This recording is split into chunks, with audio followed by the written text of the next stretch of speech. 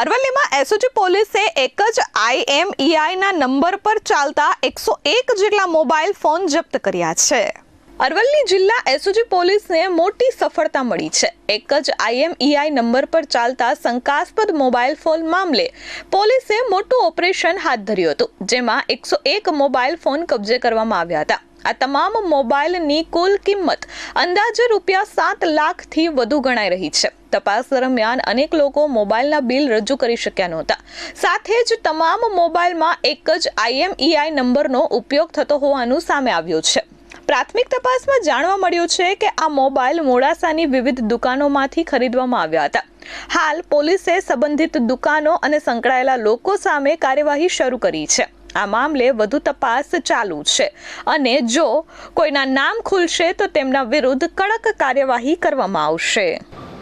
Range IG Shri Virendrasinh Yadav સાહેબના માર્ગદર્શન હેઠળ તેમજ SP શ્રી મનોહરસિંહ જાડેજા સાહેબના સૂચના હેઠળ અરવલ્લી જિલ્લામાં ગરફોડ તેમજ ચોરીઓના બનાવો, મિલકત સંબંધી બનાવોને ડિટેક્ટ કરવા માટે જે સૂચનાઓ આપેલી એ અનુસંધાને અરવલ્લી એસઓજીની ટીમ, ટેકનિકલની જે ટીમ છે તે ટીમ દ્વારા જગ્યા પર જઈને અલગ અલગ મોબાઈલ ડેટા કવર કરવામાં આવેલા અને એમાંથી અમને એક IME નંબર મળી આવેલો અને એ નંબરના આધારે અમે કોલ ડિટેલ મંગાવી અને CDRનો એનાલિસિસ કરતાં એક જ IME નંબર ઉપર ખાસા બધા અલગ અલગ ડિવાઇસ યુઝ થયેલો હોય એવો અમને જાણવા મળેલો, જેના આધારે અમે આ જે મોબાઈલ ધારકો છે એમને બોલાવીને પૂછપરછ દરમિયાન જાણવા મળે કે તમામ મોબાઈલ છે એ બિલ વગરના મોબાઈલ હતા અને એક જ IME નંબર ઉપર તમામ ડિવાઇસ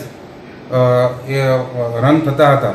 એ તમામ ડિવાઇસ અમે કસ્ટમર પાસેથી બોલાવે અને એમના નિવેદનો મેળવે અને 101 મોબાઈલ જેની કુલ કિંમત ₹7,14,400 થાય છે એ કબજે કરવામાં આવેલો છે અને મોડાસા ટાઉન પોલીસ સ્ટેશનમાં જાણવાજોગ દાખલ કરી આગળની તપાસ આ જે મોબાઈલ છે એ ચોરીના અથવા તો સ્થળ કપટ અથવા તો દાણ ચોરીના હોવાનું અમને જણાઈ આવેલ છે, જેથી આગળની તપાસ હાલ ચાલુ છે। સર, કોઈ આરોપી એવું કોઈ ઝડપાયું છે? એ બાબતે આગળની કાર્યવાહી હાલ ચાલુ છે।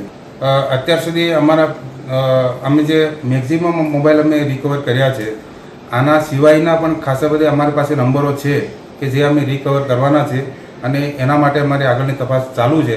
આ જે મોબાઈલ જે IME નંબર છે એ એક જ નંબર, આ જેટલા બી મોબાઈલ છે એ તમામ મોબાઈલમાં એક જ નંબરથી તમામ મોબાઈલ રન થયેલા છે અને આના સિવાયના પણ ખાસા બધા મોબાઈલ છે, પણ અત્યારે અરવલ્લી જિલ્લા અને આજુબાજુના ગામડામાંથી અમે મોબાઈલ રિકવર કરેલા છે।